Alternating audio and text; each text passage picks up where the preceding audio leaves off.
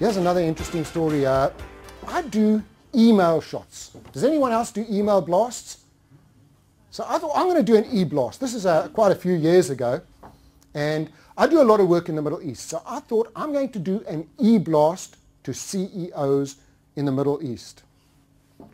So all of my friends laughed at me. They said, that's never going to work. That is spam. I said, well, let me try it. First thing I needed is a database. Now, the one thing about my business, I outsource everything I don't like to do. I work from home. I have a lifestyle business. I like to play tennis just about every day if I can, if I'm not working.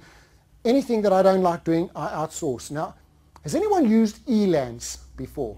Okay, Elance, I use them for a ton of stuff.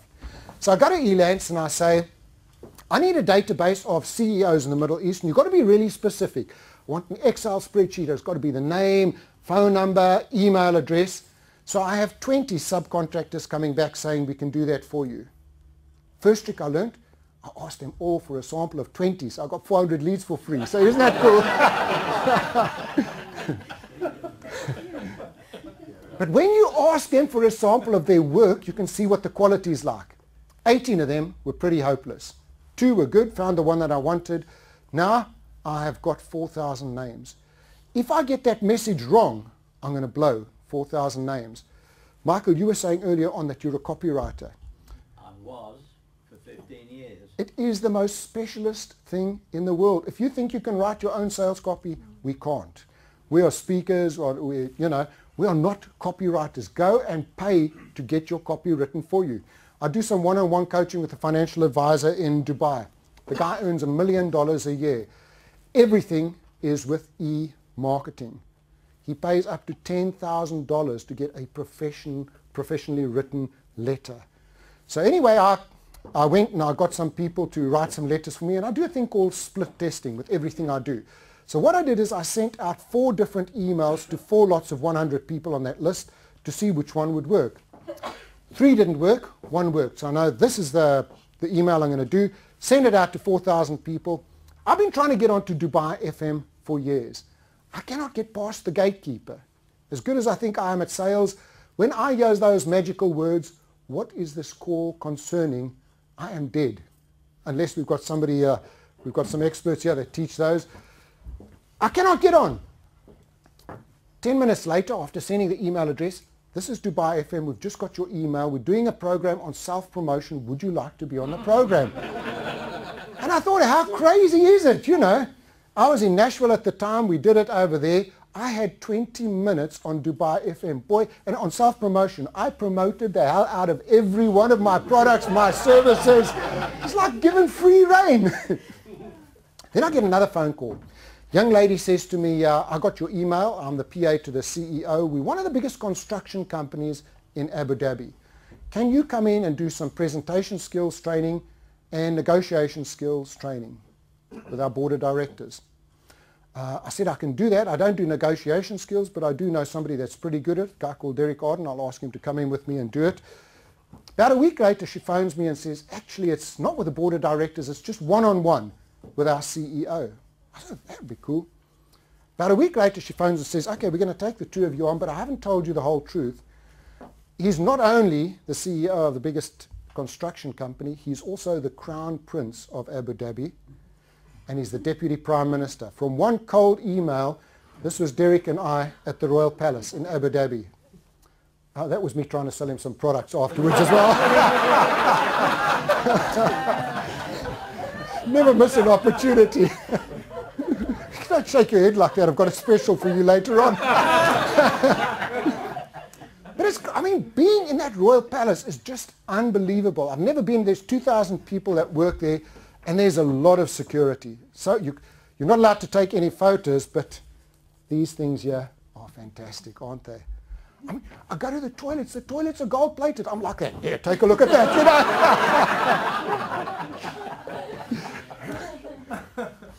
Best thing I did at the end of the 2 days was ask him for a video testimonial. Put that up onto my website, and all of a sudden I start getting phone calls from all over the Middle East. We saw you working with the Crown Prince. Can you come in and work with us? I have worked with some of the most powerful people in the Middle East. And I've got to sign disclaimers. I can't say who they are because it's seen as losing face if they get any coaching or if they get any training. I've worked with unbelievable people over there. Some other ideas. If somebody can't afford your fee, barter. Go in and barter. I do a lot of bartering. A friend of mine talked to me about this years ago. A big furniture company wanted to use him. They said, we can't afford your fee. He said, okay, refurnish my house. Cool, they did it. What are they thinking in their mind? They're thinking cost price. He's thinking, you know, retail, for a talk I charge £5,000. They're thinking, well, it's only costing us £1,000 for all of that stuff over there. I do a lot of bartering. I wanted to get an exhibition stand. I don't know if anyone's got exhibition stands. They are expensive. So what did? I went onto an exhibition. I did a search for exhibition stands, made a couple of calls and said, what about I come in and do a 2-hour masterclass with your guys and you build me the exhibition stand? Fantastic. Do it. Think about bartering. Bartering works really, really well. There's another thing called swapouts with hotels, where you go in and you would do a talk for the hotel, and in return they would give you X amounts of nights free. So a friend and I, Scott Friedman, we do this all over the place. So whenever I go anywhere, and I mean, again, we're talking about TripAdvisor. I just got a thing the other day. I'm in the top 1% of TripAdvisor. I think I've got about 300 reviews there. And here's the cool thing about TripAdvisor. You can get an upgrade at any hotel if you go onto TripAdvisor. So what I do now, before I go anywhere, let's say I'm booked into the Intercontinental, I do an email saying, I'm in the top 1%. I've reviewed over 300 hotels. I cannot wait to come to your hotel and review it. When I book in, we've upgraded you to a suite and you've got all of the club facilities. It's just a great, great idea. It was quite a funny thing happened to us. We're in Bangkok. So we get there late at night. We're really, really tired, and it's at the Sheraton Hotel. Next morning, about 7 o'clock in the morning, we're absolutely knackered. And we hear this noise. We're on the 30th floor. We hear singing going on outside the window. And this, what's going on? Open the window, and there's 2 guys stuck to the window over there. And they're busy painting and cleaning. And, oh, this is strange. So I phoned the hotel manager. I said, I want to talk to you. I go down there. And I said, listen up. 7 o'clock this morning, I open the curtains. There's 2 guys stuck to my window over there. And they're singing. He says, yeah, well, tries to fob me off. We put it on the website. We're doing some renovations. I said, that's okay. I'm in the top 1% of TripAdvisor. By the way, here's the picture I'm going to put on TripAdvisor. Hey. And I promise you, this is what he said to me. Would you like us to move you to a club room, or would you like a limousine back to the airport when you leave? Oh. I said, I want both. I got them. We're in a fun business, aren't we? I mean, here's the other thing. In June, I'm speaking. I'm doing a lot of stuff in Asia, and then I'm going to Singapore.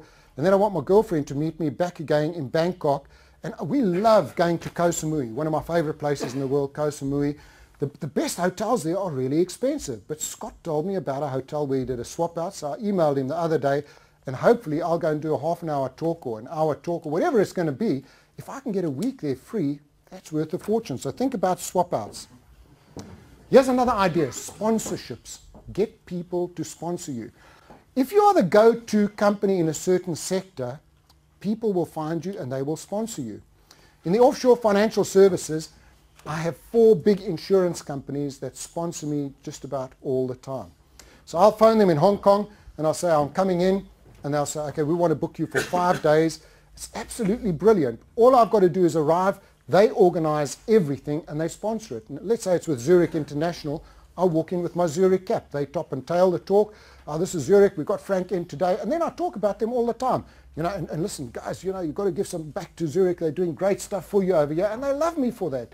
So I get a lot of sponsors. When I did the talk for the big health and fitness industry, again, one of the guys afterwards came to me and he said, I'm the managing director for the whole of Europe for a company called Cybex. I don't know if anyone's heard of Cybex. Big company that makes all of the equipment and that kind of thing. And he says, we want you to speak at the next FIBO conference. That's going to be in about 2 months' time. But we want to be the sole sponsor. Nobody else is going to use you. We want to own you. I said, that's fine. And I gave them a high fee. They accepted it. And now what I'm going to do is I'm going to go in. I'm going to do a talk to their audience on social media for 1 hour. I'm going to hang out at the exhibition stand for the rest of the day, just meeting their clients, talking to their clients. At night, they're having a special supper for just about 200 of their top clients. and he wants me to do the little leadership thing on some of the guys that I've met for 20 minutes. For me, that's great. And now what I want to do is find more and more in that health and fitness industry. I'm trying to find more people that are going to sponsor me. Promotions, get people to promote you. I do a lot of work in Australia every year. I spend a month in Australia, and I try and find big companies that will put me in front of their audiences. Now, typically it would be companies like accountancy companies. So I found one on the Gold Coast, and they're absolutely brilliant. I gave them an idea last year. I said, let me come in and do a masterclass. And they said, we're an accountancy company. I said, what about getting all of your clients together and we have a big day? Oh, no, that sounds brilliant. So we went in there, got all of their clients together. It was an absolutely amazing day that we had. I'm back out there in June again. So what do? I just wrote back to him and said, listen, I'm back out there. What about doing another day? He said, okay, we're going to do another day, but we just do a half day. In the afternoon, you come in and work with my team. Met another guy in Adelaide. And again, when we talk about Vistage, all of these CEO groups, he's the go-to person for CEOs out there. The last time I was there, I said to him, what about if you organized a masterclass? I come and do a full day. You know everybody. You get them in. And we do a 50-50 split. You do all the work, but I don't know anyone in Adelaide. How am I going to organize anything? So he says, okay, charges people $500. I think we had about 60 people there. We did it at Deloitte's. He did a trade out with Deloitte's where 2 of their people came for free, and we used all of their facilities over there. Now think about that, 60 people, $500, take off all of your costs, split by 50%. It's still a nice gig to go to. So think about promotions. And here's one of my favorite things is a one-man show. Going back to me being in drumming, I do a lot of world tours where I organize my own speaking tours. So I sit at the beginning of each year and I say, where do I want to go? So this year I've got one tour in South Africa, I've got one in Australia, I've got 3 in America, and I've got 2 in Asia. So the beginning of each year I put those in, and then I plan my talks around those. So in Australia, one of my clients asked, can you come in and do the thing for us? I said, great. I've got massive databases, by the way. Databases are your secrets to success as well. Get databases, stay in touch with everybody. So now I go back to everyone else in Australia and I turn it into a speaking tour. And then I say, hang on, what if I have to go via Hong Kong? And I'll normally take about a month out. So my typical sort of speaking tour will be start in Beijing, go to Shanghai, over to Hong Kong, then fly over to Singapore. Kuala Lumpur's quite nearby. Maybe go to the Philippines and maybe America. I'm going to Hong Kong. What do? I go to my insurance companies and I'll say to them, listen, I'm going to be in Hong Kong this week. Here are my slots. And I have 2 slots a day, morning, afternoon, morning, afternoon, morning, afternoon. You do not pay any airfare. You do not pay any hotels. You pay no taxis. All you do is just pay me my fee per talk. They think this is absolutely amazing. You know, we don't have to pay anything else. So the insurance company says, I'll take 4 of those slots over there. One of my other clients says, no airfare, nothing, I'll take that slot. And I promise you, normally within a half an hour, I can have 10 talks in 1 week. And remember, I'm getting full fee on each of those talks. I'm really happy to pick up the airfare. I'm happy to pick up all of the hotels. Remember, I can use trade outs, I can use air miles. So it's easy to, we just got to think very differently. I'm doing a talk in one of the hardest places. I'm doing my first talk in Canada. Has anyone ever spoken in Canada? Sheesh, it's a nightmare, absolute nightmare. You have to fill in tax forms. You've got to do all kinds of stuff. Otherwise, they do withholding tax, and you've got to have invitations to come through the border. It was easier going to Iran than it is going to Canada. So you've also got to adapt to all of the cultures, find out how everything works. But the big message here is always, always be marketing. There's another big thing as well. I have a home in Orlando. I spend about 5 months a year in Orlando. So I'm going to put that back on in a minute. Let me tell you the story here. Somebody said to me, Orlando and Las Vegas are most probably the 2 biggest conference places in the world. They said, go and have a look at a place called Visit Orlando. If you're a local speaker, they will use you, but you've got to be a local speaker. You've got to go in there and you've got to show them, here's your house, here's all of the stuff, you know. So I go to them and you pay $2,000 a year to belong to their website. Now what happens is you have a big company that's having their conference in Orlando. They say, we're looking for hotels, we're looking for buses, we're looking for tours. We're looking for a local speaker where we don't have to pay airfares, hotels or anything. I am now a local speaker. So that's my part of Visit Orlando. Those are the leads that I've received from Visit Orlando this year already. I mean, have a look at all of those leads that have come through. This is a typical lead over here. As you can see, I've blocked it out. But have a look over there. Estimated budget is 20 to 30,000, inclusive of hotel, travel, and speaking. Association of Staff Physicians. Some of these things, there's no speaking fee. Some of them is 30,000. You just don't know what you're going to be getting through. So for me, I'm a local Orlando speaker now, which is fantastic. Every time I go back, but I go into the Visit Orlando, I spend time with the team, I tell people how to sell me. That's the biggest secret because they are the ones that are promoting me. So the one thing you've got to think about is how can you be promoting and marketing all the time? There's an interesting thing. Write a book for credibility, create products for income. Write a book for credibility. That's my book I wrote, which must be 10 years ago, Walking with Tigers. It was a published book.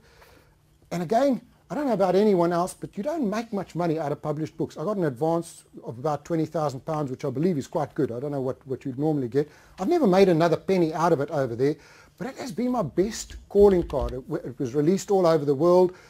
And then I followed up what you were saying there, Steve. I tried to, wherever I go, I'll say, can I come and be on your TV? Can I be on your radio shows? I try and get on everywhere to promote the books. Last night, I got an email from South Africa. Somebody said, I bought your book 10 years ago. I pulled it out again last night and I read it. We've got our conference coming up. Can you come and talk? It's just unbelievable what books can do for you. That's my self-published book over there. By the way, that's the one that you're all going to get for free, but you're going to get the audio series if you give me your business cards. I do this through lulu.com. These are great. I put on the back there £11.99. I don't know if I've ever sold one for £11.99. This is my calling card. This is the best calling card in the world. If I go to Asia, if I go to the Middle East, anywhere, when I go and see somebody, I give them a business card, I give them the book. I know they're never going to read the book. And they go up on the shelf. I mean, I could put in blank pages, by the way. Does anyone know Alan Pease? Yeah. Anyone seen his bestseller, What Men Know About Women? Yeah. It's empty. There's nothing on any of the pages. And he sells thousands and thousands of the copies at Christmas.